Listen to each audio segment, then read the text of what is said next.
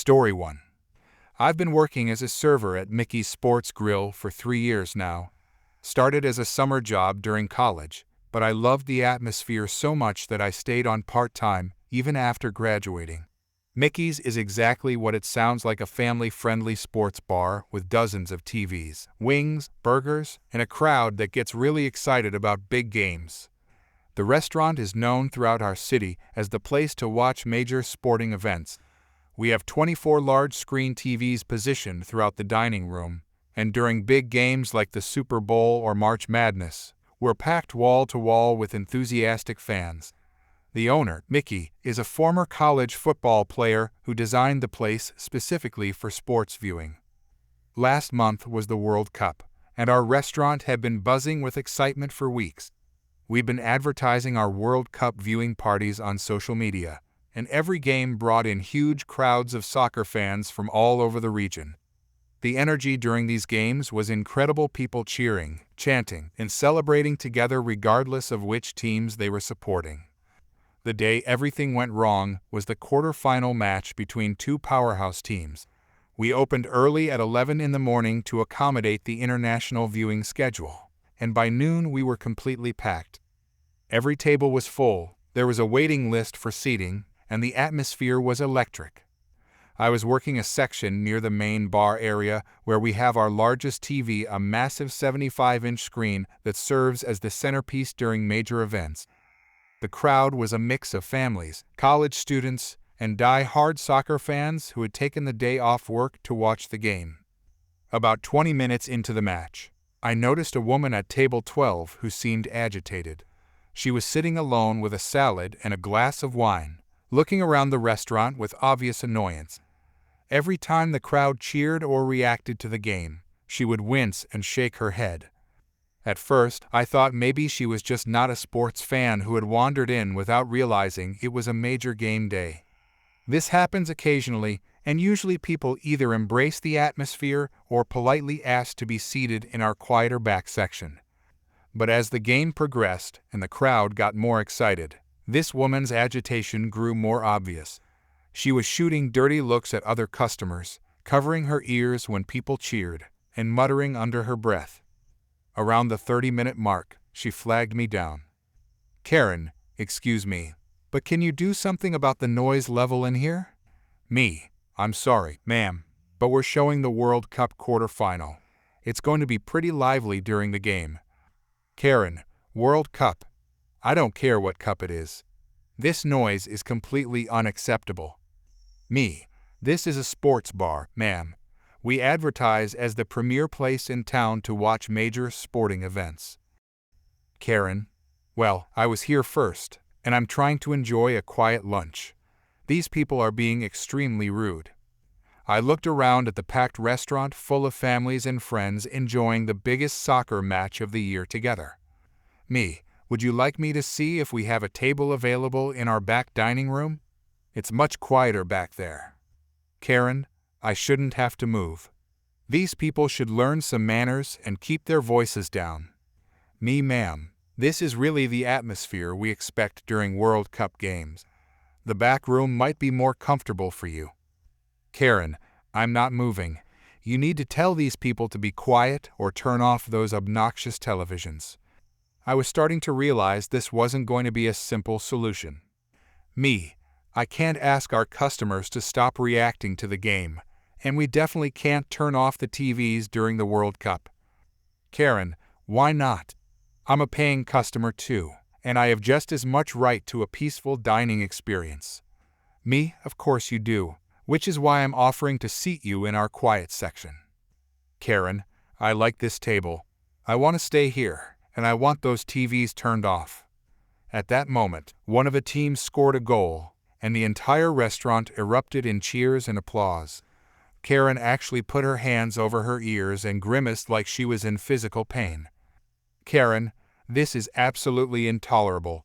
I demand to speak to your manager immediately." Me, "Of course. Let me get him for you." I found my manager, Dave, near the kitchen. He'd been expecting something like this. We always get a few complaints during major events from people who don't realize what they're walking into. "Dave, Let me guess, table 12 wants the TVs turned down. Me, she wants them turned off completely. Says the noise is unacceptable. Dave, did you offer the back room? Me, she refused. She wants to stay at her table and have everyone else be quiet. Dave sighed and headed over to handle the situation diplomatically. Dave, good afternoon, ma'am. I understand you have some concerns about the noise level. Karen, concerns? This is not noise, this is chaos. I can't even think with all this screaming and yelling. Dave, I completely understand. We do have a much quieter dining area in the back that might be more suitable for your lunch. Karen, I've already told your server that I'm not moving. I want these televisions turned off immediately. Dave, ma'am, I'm afraid that's not possible. We're showing the World Cup quarterfinal, and we have hundreds of customers here specifically to watch the game. Karen, I don't care about hundreds of customers. I care about my dining experience. Dave, and we want you to have a great experience, which is why we're offering alternative seating.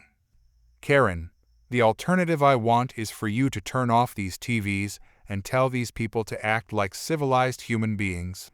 Just then, there was another exciting play, and the crowd reacted with loud cheers and groans.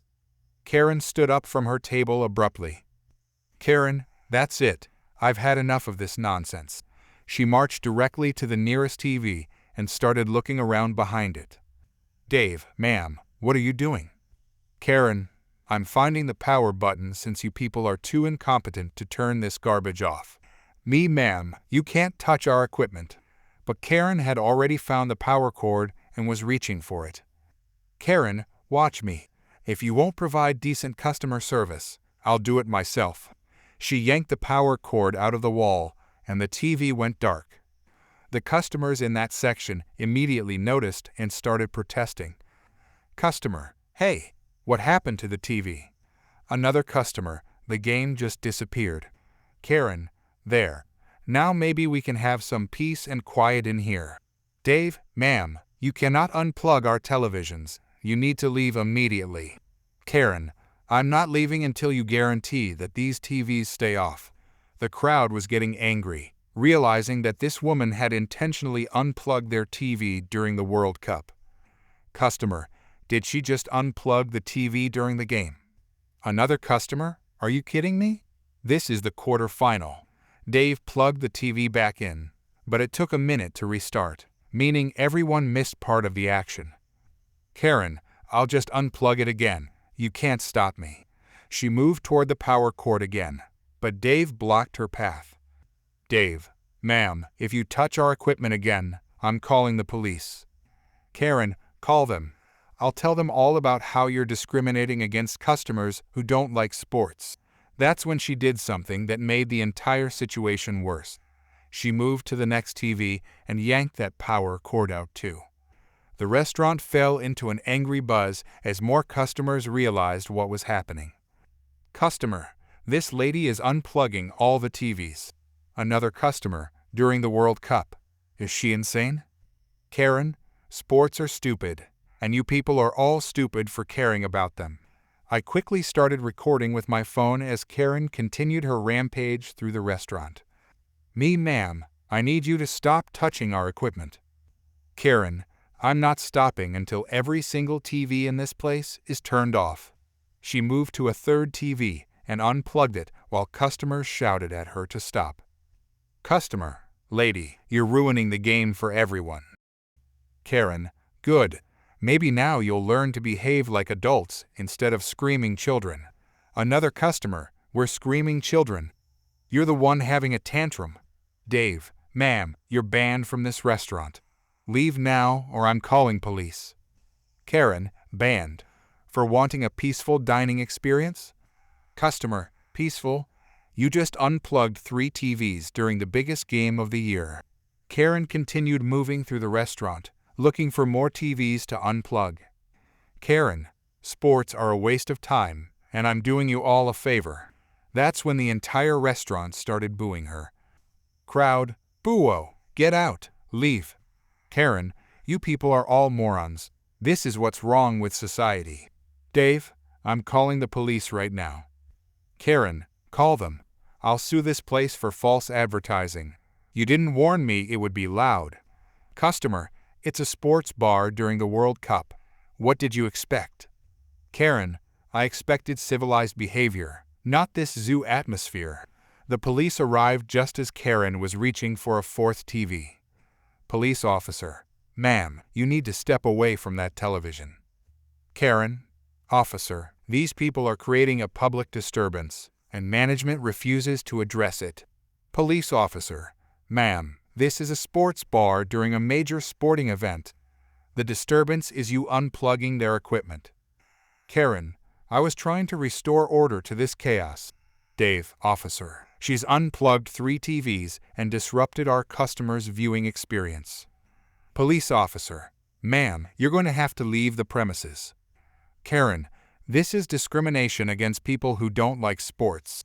As the police escorted Karen toward the exit, the entire restaurant broke into applause and cheers. Crowd, bye Karen, don't come back. Karen, you're all pathetic, caring more about a stupid game than common courtesy.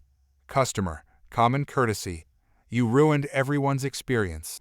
Karen, I improved everyone's experience by removing that obnoxious noise. The police officer led her outside while she continued shouting about her rights as a customer. Once Karen was gone, Dave made an announcement to the restaurant. Dave, sorry about that interruption, folks. All TVs are back up and running. Next round of appetizers is on the house. The crowd cheered even louder, and everyone quickly got back into the game. I posted the video of Karen's TV unplugging tantrum on social media that night. Within hours, it had thousands of views and hundreds of comments from people expressing disbelief at her behavior. Social media comment: who goes to a sports bar during the World Cup and complains about sports? Another comment: the audacity of unplugging TVs during the biggest soccer game of the year. The video went viral over the next few days, and Karen became known as World Cup Karen in our local area. 2 weeks later, Karen tried to return to the restaurant, apparently thinking her ban wouldn't be enforced. Dave, ma'am, you're not welcome here. Please leave immediately. Karen, I demand an apology for how I was treated. Dave, the only apology needed is from you to all the customers whose experience you ruined. Karen, I was standing up for civilized behavior. Dave, civilized behavior doesn't include destroying other people's enjoyment for your own selfish reasons. She left without ordering and never came back. The World Cup incident became legendary at Mickey's, and we still tell the story to new employees as an example of how some customers think their personal preferences should override everyone else's experience. Story 2. I work weekends at our city's public art gallery to help pay for my art history degree. It's usually pretty peaceful work checking people in, answering questions about the exhibits, and making sure nobody touches the artwork. The gallery is free to the public and gets a steady stream of visitors, especially on weekends when families come to browse the rotating exhibits. Last Saturday started like any normal day.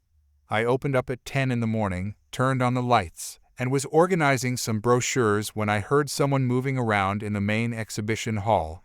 Since we weren't officially open yet, I went to check what was happening. That's when I found her. A woman in an expensive outfit was setting up what looked like a professional photography setup, complete with lighting equipment and camera gear. She had a small dog with her, some kind of fluffy designer breed, wearing what appeared to be a custom sweater. Excuse me, ma'am? The gallery doesn't open to the public for another 20 minutes. Karen, oh good, you work here? I need you to keep people out of this section. I'm doing an important photo shoot. Me? A photo shoot. Did you get permission from the gallery director? Karen, I don't need permission. This is a public space, which means I can use it for whatever I want. I noticed she had set up velvet ropes across the entrances to the main hall, the kind you might see at movie premieres. She'd also put up handmade signs that said, "Private event no entry," in fancy lettering. Ma'am, you can't block off sections of the gallery. This space is open to all visitors during operating hours. Karen, my dog is having professional portraits taken for his modeling portfolio. The lighting in here is perfect, and the artwork provides an elegant backdrop. Me, dogs aren't allowed in the gallery unless they're service animals, and you definitely can't reserve space for private events without booking through our events coordinator. Karen, Princess is a show dog worth more than most people's cars. He deserves a sophisticated setting for his photos. The dog was now running around off-leash, sniffing near some of the paintings. I was getting nervous about having an unrestrained animal near the artwork. Me, ma'am, I need you to put your dog on a leash and remove your equipment. We open to the public in 15 minutes. Karen, the photos will only take an hour. You can keep regular visitors out until then. Me, I can't and won't keep visitors out of a public gallery for your personal photo shoot. Karen, then work around us. We were here first. Me, you were here before we opened, which means you shouldn't have been here at all. She ignored me and started directing her photographer to take pictures of the dog posed in front of various paintings. I called my supervisor, who said he'd be there as soon as possible. When 10:30 arrived, I had to open the gallery to the public despite the ongoing chaos. The first family to come in was immediately confused by the velvet ropes and private event signs. Visitor, are you closed for a special event? Me, no, we're fully open. Please ignore those signs. Karen, excuse me. Can't you see we're in the middle of a professional shoot here? Visitor, is this some kind of art installation? Me, no, this isn't part of our exhibit. You're welcome to view all the artwork. Karen, you people are ruining my dog's portfolio session. This is supposed to be an exclusive shoot. More visitors started arriving and began taking pictures of the absurd scene, a woman with professional photography equipment arguing with gallery staff while her dog wandered around unleashed. Karen, stop taking pictures. This is a private session. Visitor, lady, this is a public gallery. We can take pictures if we want. Karen, security, remove these people immediately. Me, ma'am, I am the security, and you're the one who needs to leave. My supervisor finally arrived and immediately assessed the situation. Supervisor, ma'am, you need to pack up your equipment right now. You're disrupting gallery operations and violating our pet policy. Karen, I have a right to use public spaces for my business. Supervisor, you have a right to visit during operating hours like everyone else. You don't have a right to set up commercial photography equipment or bring pets into the gallery. Karen, this dog is more cultured than most of your visitors. He has an appreciation for fine art. Supervisor, ma'am, remove your equipment now or I'm calling the police. She finally started packing up, but not before her dog knocked over one of the information stands and left several small presents near the contemporary art section. Supervisor, ma'am, there's also going to be a cleanup fee for the mess your dog made. Karen, what mess? A little dog hair never hurt anyone. Supervisor, the custodial fee for deep cleaning and sanitizing the affected areas is $200. Karen, that's highway robbery. I'm reporting this gallery for discrimination against pet owners. She stormed out, dragging her photography equipment and carrying her dog, still muttering about her rights and how uncultured we all were.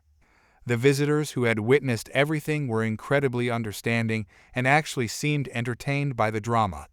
Several people commented that it was the most interesting gallery visit they'd ever had. We never did get that cleanup fee, but the story has become legendary among the local arts community. Other galleries now warn each other about the dog portfolio lady during their monthly meetings. Story 3. I'm the recreation director for Ocean View Park, and I've been organizing community events for 15 years. Every summer, we host an annual sandcastle building contest that brings together families from all over the county. It's always been one of our most popular events, with participants ranging from toddlers making simple sand piles to teenagers creating elaborate architectural masterpieces. This year's contest had over 50 entries across different age categories. The rules were simple. Participants had 4 hours to build their creations using only sand, water, and basic hand tools. Judging was based on creativity, technical skill, and overall artistic impression. One of the most impressive entries came from a 17-year-old girl who was known in our community for her artistic talent. She had spent the entire 4 hours carefully crafting an intricate sand sculpture that looked like a medieval castle complete with towers, bridges, and detailed stonework patterns. It was genuinely stunning and drew crowds of admirers throughout the day. In the children's division, we had Karen's 8-year-old son who had built a basic rectangular structure with some shells stuck on top. It was exactly what you'd expect from a child his age, cute and age-appropriate, but not particularly sophisticated compared to other entries in his category. Karen had been hovering around her son all day, clearly stressed about the competition. She kept making comments about how the judging was probably rigged and how her son deserved to win because he had worked so hard. "Karen, my son has been planning this castle for weeks. He drew pictures and everything. This should definitely win first place." Other parent, "All the kids have worked really hard. The important thing is that they're having fun." Karen, "Fun doesn't matter if the judging isn't fair. Some of these other entries look like the parents helped way too much." When the judging began, Karen positioned herself right next to the judges' table, trying to listen in on their discussions and point out the positive aspects of her son's creation. "Karen, did you see how my son used those shells? That shows real creativity, and look at how straight his walls are. Judge, thank you. We'll take everything into consideration during our evaluation." The teenage artist Medieval Castle won first place in the overall competition, which included a $50 prize and a trophy. Her detailed craftsmanship and hours of careful work had clearly impressed the judges. In the children's division, Karen's son came in 4th place out of 12 entries, earning him a participation ribbon and a small bag of candy. Most kids his age would have been thrilled just to participate, but Karen was furious. "Karen, 4th place? Are you kidding me? His castle is way better than the ones that placed higher. This judging is completely unfair." Event coordinator, "All the children did wonderful work." The judges had a difficult time deciding because there were so many creative entries. "Karen, I want to speak to whoever's in charge. My son was robbed. This whole contest is a scam." I tried to explain that the judging had been fair and that all the children should be proud of their participation, but Karen was getting more agitated by the minute. "Karen, look at that stupid castle that won first place. A teenager shouldn't even be allowed to compete against little kids. It's not fair." Me. The categories are divided by age groups. The overall winner competed against other teenagers, not children. "Karen, that doesn't matter. My son worked just as hard as anyone here. He deserves better than 4th place." Her son was tugging on her shirt, clearly embarrassed by her behavior and wanting to leave. "Son, Mom, can we just go home? I got a ribbon and candy. I'm happy." Karen, "No, we're not leaving until this gets fixed. These people need to learn how to run a fair competition." That's when Karen made the decision that would make her infamous in our community. She marched over to the award-winning sand sculpture and stood in front of it with her hands on her hips. "Karen, if my son can't win, then nobody should win. This whole thing is ridiculous."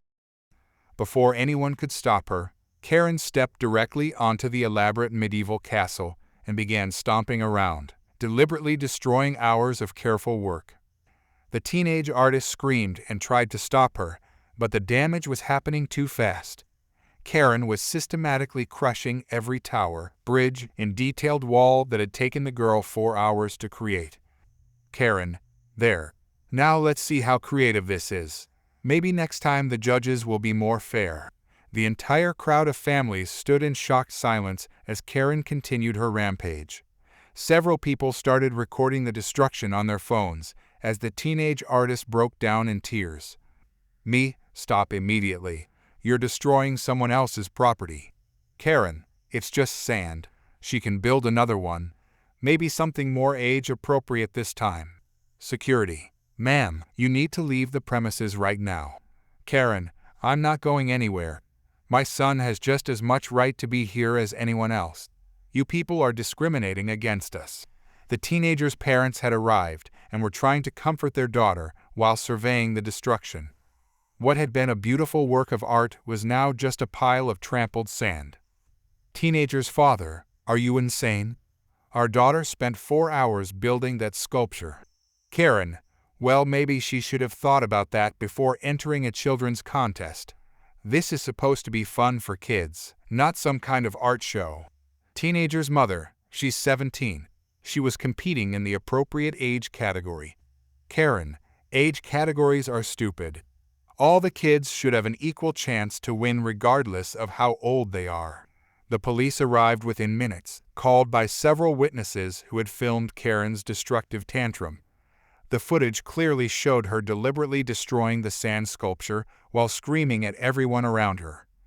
Police officer, ma'am, you're being charged with destruction of property and disturbing the peace. Karen, property, it's sand on a beach. You can't destroy sand. This is harassment. Police officer, the materials and time invested in creating that sculpture have value. You intentionally destroyed someone else's work. Karen, this is ridiculous. I was just trying to make things fair for my son. These people are traumatizing children with their competitive nonsense. As Karen was being escorted away, her son was crying from embarrassment. Other parents were comforting him and assuring him that his mother's behavior wasn't his fault. The videos of Karen's tantrum went viral on social media within hours. People were sharing the footage with captions like, "Entitled Mom Destroys Teen's Art Project" and "World's Worst Sore Loser." The comments were brutal. Thousands of people were criticizing Karen's behavior and expressing sympathy for the teenage artist whose work had been destroyed. The Parks and Recreation Department issued a formal statement condemning Karen's actions and announcing that she was permanently banned from all future community events. Department statement: the destruction of another participant's work is completely unacceptable and goes against everything our community events represent. This individual is no longer welcome at any parks and recreation activities. Karen tried to appeal the ban, claiming she had been having a bad day and didn't mean to cause harm, but the decision stood. The viral videos had made her behavior impossible to defend. The teenage artist received an outpouring of support from the community. Local businesses donated art supplies, and she was invited to create a permanent sand sculpture display for the park's visitor center. Karen's son ended up being raised primarily by his father after the incident. Karen's behavior had become so notorious that she struggled to maintain employment and social relationships in the community. The next year's sandcastle contest had record attendance, partly because people wanted to support the event after the previous year's controversy. Extra security was hired, and new rules were implemented to prevent future incidents. Sometimes when you try to tear others down to lift yourself up, you end up destroying your own reputation instead. Story 4. I've been working at this department store for 5 years, mostly on the second floor in the home goods section. Our store has escalators for most customers, but we also have a single elevator for people with mobility needs, families with strollers, and anyone else who can't use the escalators. It's usually pretty quiet and efficient. Last Tuesday afternoon, I was restocking shelves near the elevator when I heard raised voices. I looked over and saw a man in a wheelchair waiting for the elevator doors to open, with an impatient-looking woman standing behind him tapping her foot. The man looked like he was in his 60s, dressed nicely, with a shopping bag balanced on his lap. He was just sitting there patiently, waiting for the elevator like anyone else would. That's when she started. "Karen, are you going to take all day? Some of us have places to be." The man turned around, looking confused. "Man, I'm sorry, is there a problem? The elevator just arrived." "Karen, you're moving too slowly. I need to get upstairs for an appointment." The elevator doors opened, and the man started to wheel himself inside. It took maybe 10 seconds for him to position his wheelchair properly. "Karen, this is ridiculous. Why can't you use some other elevator? Ma'am, this is the only elevator in the store. Karen, well, you need to move faster. I shouldn't have to wait for you.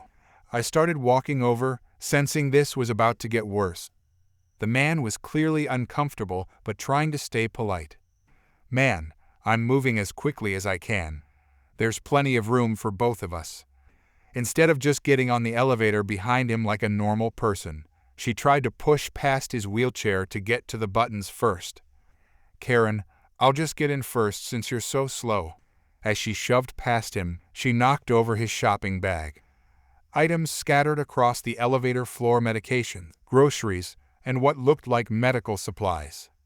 Man, hey, you knocked over my things. Karen, maybe if you weren't taking up so much space. I rushed over as the man was trying to pick up his scattered items while still in his wheelchair. Ma'am, what's going on here? Karen, this man is hogging the elevator and blocking everyone else. Sir, are you okay? Let me help you with your things. Man, thank you. This woman pushed past me and knocked everything over. I started gathering his items while Karen continued her rant. Karen, I have important business upstairs. He should take the freight elevator or something. Ma'am, this is the accessible elevator. Everyone has the right to use it. Karen, well, he shouldn't take so long. Some of us have schedules. Man, I was only trying to get on the elevator. She pushed me. I helped him collect his medications and groceries, noticing his hands were shaking slightly, probably from the stress of being yelled at. Ma'am, I'm going to have to call my manager over. Karen, good. I want to file a complaint about this man blocking the elevator. A few minutes later, our store manager arrived. I quickly explained what I'd witnessed. Manager, ma'am, did you push past this gentleman in his wheelchair? Karen, he was moving too slowly. I have an appointment. Manager, sir, are you injured? Do you need medical attention? Man, no, I'm okay. Just shaken up. I was just trying to use the elevator normally. Manager, ma'am, you physically pushed a customer in a wheelchair and knocked over his belongings. Karen, he shouldn't take so long. The elevator isn't just for disabled people. Manager, actually, ma'am, this elevator is specifically designated as accessible for people with mobility needs. Karen, that's discrimination against able-bodied people. The manager looked at her like she'd lost her mind. Manager, ma'am, you assaulted a customer. I'm going to have to ask you to leave the store immediately. Karen, I didn't assault anyone. I just tried to get past him. Manager, you knocked over a man in a wheelchair and his belongings. That's assault. Man, I just want to finish my shopping in peace. Manager, of course, sir. Ma'am, you're banned from this store effective immediately. Karen, you can't ban me for using an elevator. Manager, I'm banning you for attacking a disabled customer. Karen, this is discrimination. I'll call corporate. Manager, please do. I'm sure they'll be very interested to hear about you pushing a man in a wheelchair. Security arrived and escorted her out, while she continued shouting about her rights and demanding to speak to higher management. After she left, the manager personally helped the gentleman finish collecting his items and offered to have an employee assist him with his shopping. Manager, sir, I'm deeply sorry about what happened. This kind of behavior is completely unacceptable in our store. Man, thank you. I appreciate how you handled it. Is there anything else we can do for you? Man, actually, if someone could help me reach some items on the higher shelves, that would be wonderful. I spent the next hour helping him shop, and we had a lovely conversation about his grandchildren and his volunteer work at the local library. He was such a kind gentleman, which made Karen's behavior even more appalling. The manager later told me that corporate backed up the ban completely when Karen called to complain. They said attacking customers, especially those with disabilities, was grounds for permanent removal from all their stores. The incident reminded everyone why we have accessibility accommodations and how important it is to treat all customers with respect and dignity.